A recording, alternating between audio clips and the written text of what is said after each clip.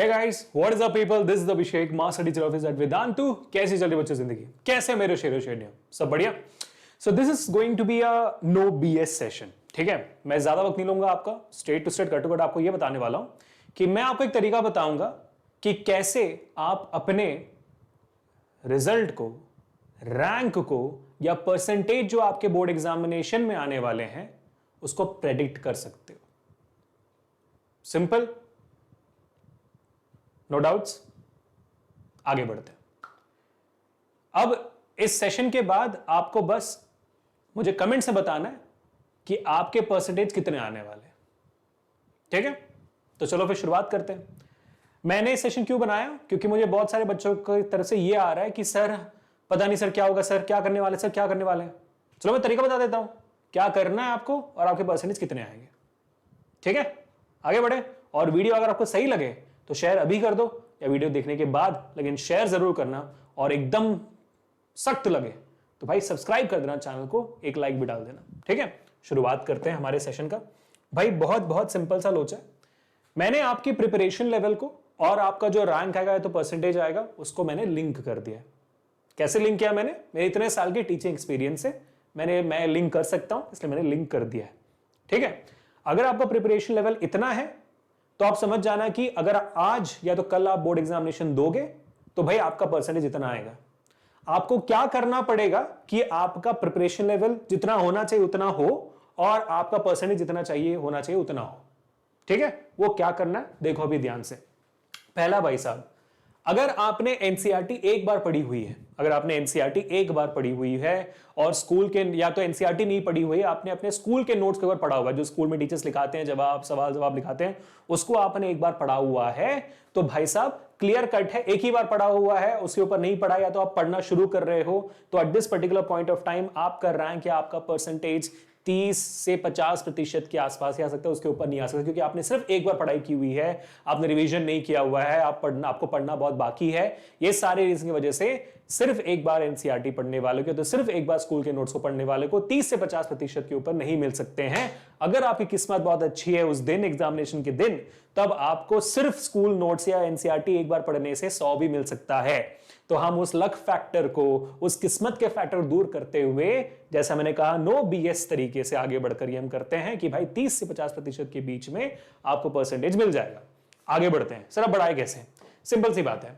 अगर आपने एनसीईआरटी को मल्टीपल टाइम्स कर लिया है, साथ में स्कूल नोट्स भी पढ़ा हुआ है, पहला क्या था, सिर्फ एनसीईआरटी एक बार या तो सिर्फ स्कूल नोट्स, अब आपने एनसीईआरटी को पढ़ा हुआ है, मल्टीपल टाइम्स आपने गो थ्रू किया हुआ है, एक दो बार तो आपने आराम से कर लिया है, मतलब एक बार आपने रिवीजन कर ली है, और स्कूल नोट्स आपने अच्छे से गो थ्रू किया हुआ है. ठीक है, अच्छे से गो थ्रू किया हुआ है, आपको सवालों के जवाब पता है, लिखना आता है, न्यूमेरिकल्स में यहां वहां थोड़ी बहुत गलती होती है आपकी, कैलकुलेशंस नहीं आते हैं, कभी कभी सवाल का जवाब लिखने जाते हो तो याद नहीं आता है. ये सारे अगर आपके रीजंस है, ये सारे आपकी चीजें हैं, सिली मिस्टेक्स होती है, कैलकुलेशन मिस्टेक्स होता है.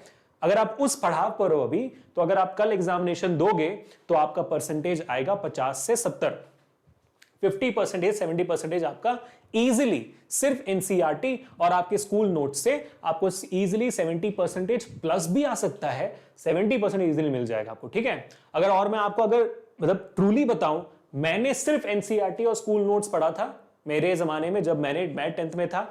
और स्कूल नोट्स छोड़ो, मतलब अपने, आप स्कूल नोट्स को अपने नोट्स ही मान सकते हो, your own self notes, school notes equivalent है यहाँ पे. ठीक है, तो एनसीईआरटी और मैंने खुद अपने स्कूल नोट्स पढ़े थे, मैंने कुछ भी और नहीं किया था, और सिर्फ वही करने से मेरे को साइंस में 100 में 100 आए थे 10th ग्रेड में. तो ये भी पॉसिबल है, लेकिन अगेन मैं जैसे कह रहा हूं, मैं किस्मत के फैक्टर को और डर के फैक्टर को निकाल कर मैं कह रहा हूं. ठीक है, आप 50 से 70% पे रहोगे. ठीक है भाई, कट टू कट. अब इसके ऊपर कैसे बढ़ाएं सर? चलो इसके आगे क्या करें हम.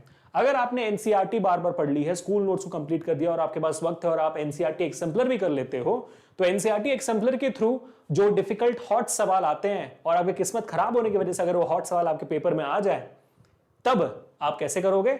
आप एनसीईआरटी एग्जाम्पलर के थ्रू करोगे, और एग्जाम्पलर में हो जाने के बाद आपका परसेंटेज सीधा 70 से 90% में जंप कर देगा. क्यों कर देगा भाई? क्योंकि सिंपल है, जो बच्चा एनसीईआरटी कंप्लीट करके एनसीईआरटी एग्जाम्पलर को सॉल्व कर सकता है, वो बच्चा बहुत मेहनत कर चुका है. तो उसको 70 से 90 आराम से आ सकते हैं। इतनी मेहनत की तो भाई वाहवाही होनी चाहिए। तो congratulations, you are into that 90% category already. अब सर 90 से 100 में कैसे पहुंचे? हम तो 90 पे खड़े हैं अभी, हम 90 से 100 में कैसे पहुंचे? ध्यान से देखो अभी, ठीक है।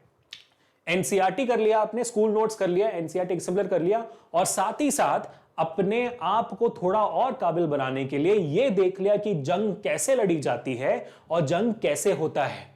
वो बेवकूफ होता है, वो बुड़बक होता है जो इंसान अपने ओपोनेंट के बारे में जाने बिना जंग में उतर जाता है। समझ में आ गई बात? ओपोनेंट को जानना बहुत जरूरी होता है। इंडिया जब क्रिकेट खेलने के लिए पिच पर उतरती है, उसको अपने ओपोनेंट के बारे में सब कुछ पता होता है कि भाई कितने बैट्समैन है, कितने बॉलर है, कौन बैट्समैन फॉर्म में है, कौन बॉलर फॉर्म में है, विकेट कीपर कितना अच्छा है, कहां पे फील्डर लगा हुआ है, कहां पे नहीं लगा हुआ है, ये इनका फील्डिंग सेटिंग होता कैसे है, बॉलिंग पहले कौन करेगा, बॉलिंग बाद में कौन करेगा, पहले किसको बैटिंग करने के लिए भेजे, पहले किसको ना भेजे, ये सारी चीजें पता होती है। ये सारा दिमाग का खेल होता है ना। आप एग्जामिनेशन लिखते हो हाथ से, लेकिन चालू दिमाग होता है। बात समझ में आ रही है? तो इस चीज के लिए जब आप प्रीवियस ईयर क्वेश्चन भी कर लोगे, इतना जब एक बच्चा हार्डवर्क कर लेगा तो आराम से 95% तक, और इनफैक्ट मैं तो कहता हूं कि भाई अगर आपने यहां तक भी कर लिया ना, NCERT school notes, NCERT exemplar भी कर लिया ना, तब भी आपके 70 से 100% तक आराम से आ सकते हैं। कोई इशू नहीं है। आप, मैं कह रहा हूं आपको आ सकते हैं। जब मैं कर सकता हूं तो आप क्यों नहीं कर सकते? ठीक है भाई। लेकिन जैसा मैंने कहा, किस्मत और डर के फैक्टर्स को बाहर, डर जो आपके अंदर है उसको बाहर निकालते हुए, किस्मत जो भाई भगवान के ऊपर है उसको बाहर निकालते हुए मैं आपको परसेंटेज बता रहा हूं सीधा सीधा। अब आखिरी और सबसे इंपॉर्टेंट चीज, भाई साहब सर ये 95% से 100% पे कैसे पहुंचे फिर हम? उसका तो बस एक ही तरीका है भाई, और वो तरीका एक्चुअली वो बच्चे के पास भी होना चाहिए जो अब इस मुकाम पर है, एनसीईआरटी की बार पढ़ी हुई है। इस बच्चे के अंदर भी होना चाहिए हो, और वो क्या है? वो कुछ और नहीं है, वो पॉइंट है कॉन्फिडेंस का। ये सारी चीजें आप कर लो या ना करो, कॉन्फिडेंस होना बहुत ज्यादा जरूरी है। Because at the end of the day when you are writing down your board examination paper, confidence is what will matter. यही वो चीज होगी जो सबसे ज्यादा मैटर करेगी। चाहे आप जितना भी पढ़ लो, एग्जामिनेशन हॉल में जाकर अगर आपके पैर कांपने लग जाए और आपके हाथ कांपने लग जाए, हाथ ठंडे पड़ने लग जाए, पेन आगे चले ना, दिमाग ब्लैंक हो जाए, तो बड़े से बड़ा टॉपर भी मार्क्स कम ला सकता है। क्योंकि हमारा एजुकेशन सिस्टम बस ऐसा है अभी कि एग्जामिनेशन के दिन आपने कैसा परफॉर्म किया हो वही मैटर करता है। एग्जामिनेशन से पहले आपने स्कूल्स में फोड़ा है, आप हर दिन फोड़ते आ रहे हो, लेकिन एग्जामिनेशन के दिन जो किया था, उस दिन जो मार्क्स आए हैं वही मैटर करता है। जैसा हमारा एजुकेशन सिस्टम है, तो उस दिन के लिए अपने कॉन्फिडेंस को बिल्डअप करना है। अपने अंदर की जो जिद है ना, अपने अंदर की जो छाव है ना, अपने अंदर की जो ड्रीम्स है ना, वो आपको उस दिन पूरे करने हैं। वो आपको मौका दिया जाएगा सारे बच्चों के साथ। और उस दिन जब आपका कॉन्फिडेंस लेवल ऊपर होगा, उस दिन जब अपने आप से कह पाओगे कि भाई साहब आज तो हम फोड़ेंगे, तब जाकर आपके 100% आएंगे। समझे? The moral of the story is कि जितनी अच्छी आपकी प्रिपरेशन होगी, उतने अच्छे आपके चांसेस हैं 100% के पास पहुंचने के लिए। और यह सच सबको पता है। इस सेशन का मतलब था आपको यह रियलाइज करवाना।